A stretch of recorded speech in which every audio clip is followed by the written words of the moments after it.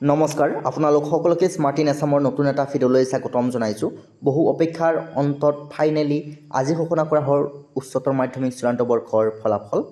গতিকে এতিয়া আপোনালোক বহুতেই নাৰ্ছিং কেৰিয়াৰত যাব বিচাৰিব। গতিকে আজিৰ এই ভিডিঅ'টোত আমি নাৰ্ছিং কেৰিয়াৰৰ বিষয়ে A to Z আলোচনা কৰিম। আপোনালোকে GNM নাৰ্ছিঙেই হওক অথবা BSc নাৰ্ছিং বা আপোনালোকে NM নাৰ্ছিং কেৰিয়াৰতে আগবাঢ়ক। ইয়াৰ পৰিপ্ৰেক্ষিতত আপোনালোকৰ লাইফষ্টাইলটো কেনেকুৱা হ'ব অথবা জব অপৰচুনিটি আপোনালোকে কেনেকুৱা ধৰণে পাব বা আপোনালোকে হায়াৰ এডুকেশ্যন কৰিব বিচাৰিলে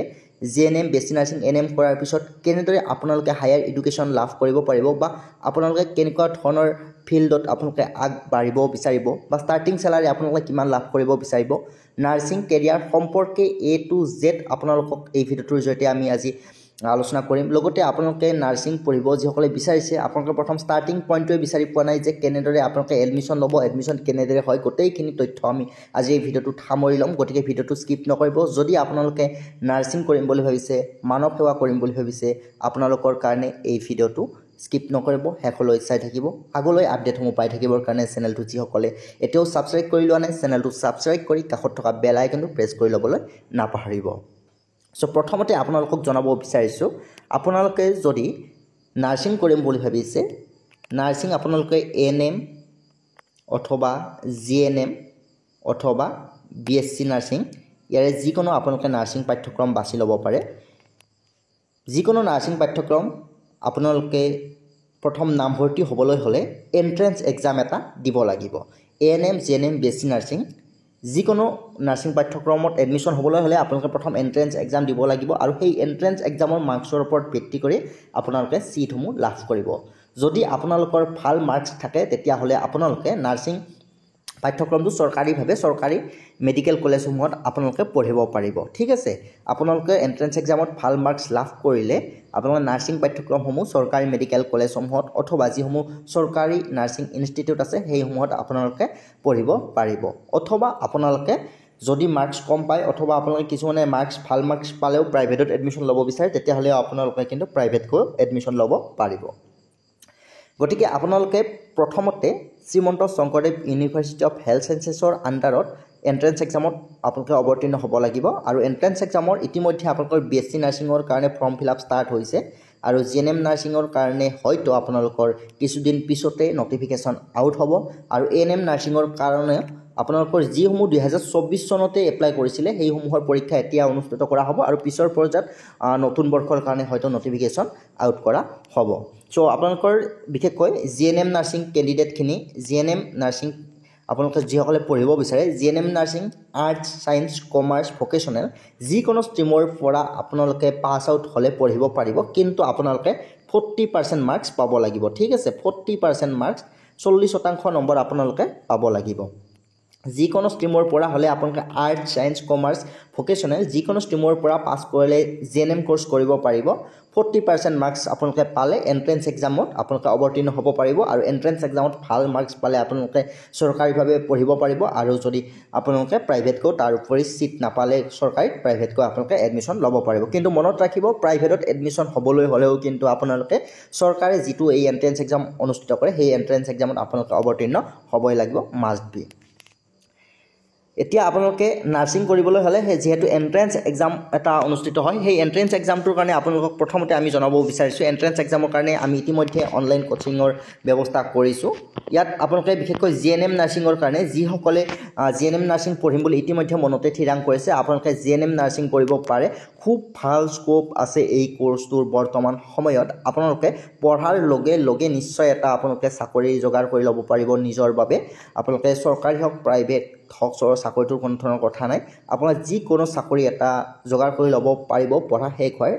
পিছতে। আপোনালোকে ভাল চেলাৰী লাভ কৰিব, চেলাৰীৰ বিষয়ে আমি আলোচনা কৰিম বা কেনেকুৱা ধৰণে কি স্ক'প আছে ভিডিঅ'টোৰ শেষৰ ফালে আমি সকলোবিলাক আলোচনা কৰিম। কিন্তু তাৰ আগতে যদি আপোনালোকে GNM কৰিম বুলি ভাবিছে আপোনালোকে এণ্ট্ৰেঞ্চ এক্সামটো ভালদৰে দিব লাগিব। ইয়াৰ কাৰণে আমি সম্পূৰ্ণ চিলেবাছ অনুসৰি ছায়েন্স মেথমেটিক্স ইংলিছ তিনিওটা বিষয়ৰ সম্পূৰ্ণ চিলেবাছ অনুসৰি আপোনালোকৰ কাৰণে অনলাইন ক্লাছৰ ব্যৱস্থা কৰিছোঁ, য'ত আপোনালোকে regularly pre recorded class according to syllabus অনুসৰি ৰেকৰ্ডেড ক্লাছসমূহ আপোনালোকে এপত লাভ কৰিব, PDF নোটছ পাব, উইকলি মক টেষ্ট দিব পাৰিব আৰু পৰীক্ষাৰ আগমুহূৰ্তত সম্পূৰ্ণ দৈৰ্ঘ্যৰ 3খন মডেল কুৱেশ্যন বুকলেট আপোনালোকে লাভ কৰিব গতিকে আপোনালোকে এই কোৰ্সটো কৰাৰ পিছত আপোনালোকে এন্ট্ৰেন্স এক্সামত ভাল মাৰ্কস লাভ কৰিবই কৰিব গতিকে যিসকলে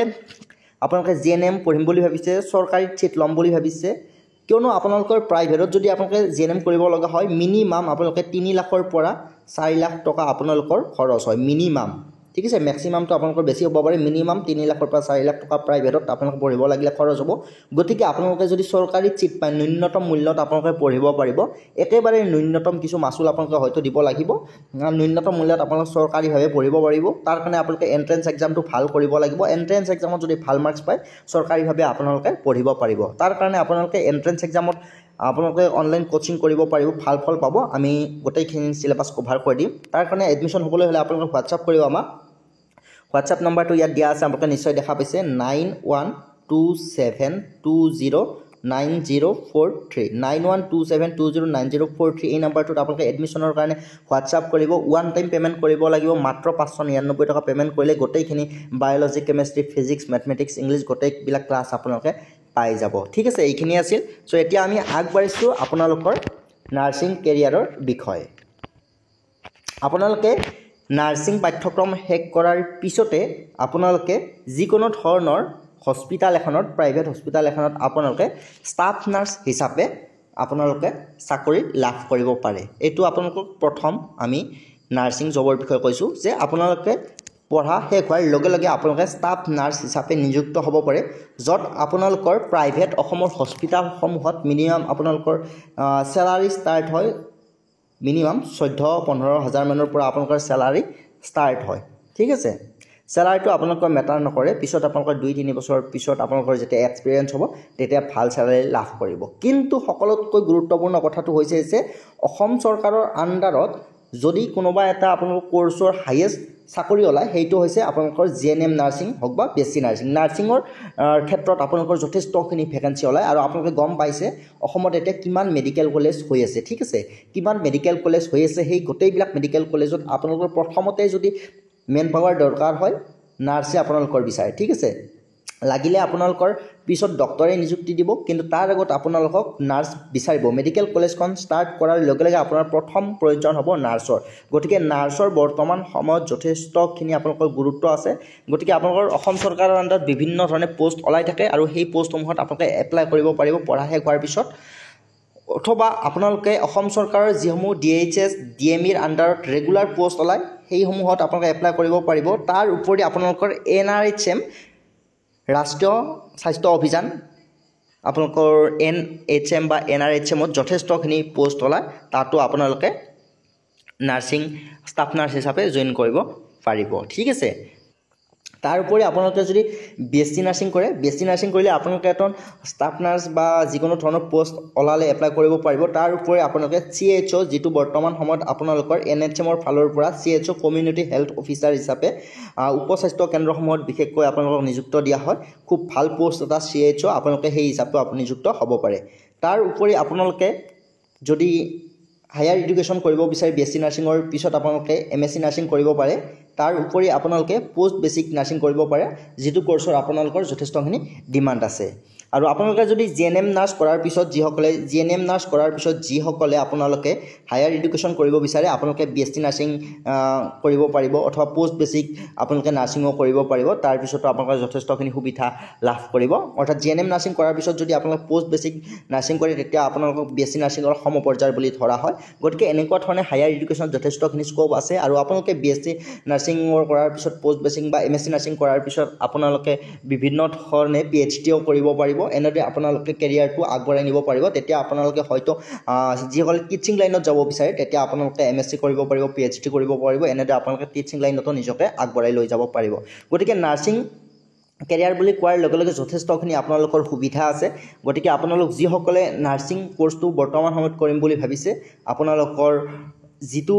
ভাবিছে আপোনালোকে 100% আপোনালোকৰ গ্ৰহণযোগ্যতা আছে সেই কথাটো আৰু 100% আপোনালোকৰ সুবিধা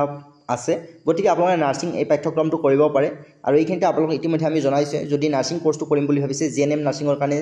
হওক বা বেছি নাৰ্ছিং বা এন এম নাৰ্ছিঙৰ কাৰণেই হওক Srimanta Sankardev university of health সায়েন্সৰ আণ্ডাৰত আপোনালোকে এণ্ট্ৰেঞ্চ এক্সাম দিব লাগিব আৰু এণ্ট্ৰেঞ্চ এক্সামৰ ইতিমধ্যে BSc নাৰ্ছিঙৰ কাৰণে নটিফিকেশ্যন আউট হৈছে আৰু GNM নাৰ্ছিঙৰ কাৰণে অতি শীঘ্ৰে আপোনালোকৰ নটিফিকেশ্যন আউট হ'ব তাৰ কাৰণে আপোনালোক যিসকলে এণ্ট্ৰেঞ্চ এক্সামৰ কাৰণে প্ৰিপাৰেশ্যন চলাই নিব বিচাৰে আমাৰ লগত সংযুক্ত হ'ব বিচাৰে ইতিমধ্যে হোৱাটছএপ নম্বৰটো আমি দি দিছোঁ 9127209043 আপোনালোকে সেই নম্বৰটোত আমাৰ লগত যোগাযোগ কৰিব পাৰিব আৰু এই ক্ষেত্ৰত আমি আপোনালোকক স্যালাৰি বিষয়ে পুনৰবাৰ জনাব বিচাৰিছোঁ আমি যদিও আপোনালোকৰ ষ্টাৰ্টিং স্যালাৰি 14-15 হাজাৰ বুলি কৈছোঁ পিছত আপোনালোকে এক্সপিৰিয়েঞ্চ হ'লে আপোনালোকে ভাল স্যালাৰি লাভ কৰিব আৰু গভৰ্ণমেণ্টত আপোনালোকে জানে স্যালাৰি কিমান হয় গভৰ্ণমেণ্টত কোৱাৰ দৰকাৰ নাই আপোনালোকে ষ্টাৰ্টিং স্যালাৰি গভৰ্ণমেণ্ট চাকৰি এটাত সোমোৱাৰ লগে লগে আপোনালোকে 30-32 হাজাৰ টকা আপোনালোকে ষ্টাৰ্টিং স্যালাৰি লাভ কৰিব গতিকে আপোনালোকৰ বৰ্তমান সময়ত আমি কথাটো কৈছোঁ যেতিয়া আপোনালোকে পাছ আউট হ'ব তেতিয়া যদি আপোনালোকৰ আৰু 2026ত ৰিভাৰ্ছ পে আহে তেতিয়া আপোনালোকৰ স্যালাৰি ভালেখিনি বাঢ়ি যাব বৰ্তমান সময়ত আপোনালোকে নাৰ্ছিং হিচাপে ষ্টাফ নাৰ্ছ হিচাপে গভৰ্ণমেণ্টত যদি জইন কৰে মিনিমাম আপোনালোকে 30-32 হাজাৰ টকা এটা লাভ কৰিব পাৰিব আপোনালোকৰ স্যালাৰিটো মেটাৰ নকৰে প্ৰথম আপোনালোকে পঢ়াৰ পিছত যে পঢ়াৰ লগে লগে জবটো হ'ব সেইটোৱে আপোনালোকৰ কাৰণে বেষ্ট অপশ্যন হয় গতিকে যদি আপুনি নাৰ্ছিং কৰিম বুলি ভাবিছে আমাৰ লগত সংযুক্ত হ'ব পাৰে হোৱাটছএপ নম্বৰ দিয়া আছে কণ্টেক্ট কৰিব ধন্যবাদ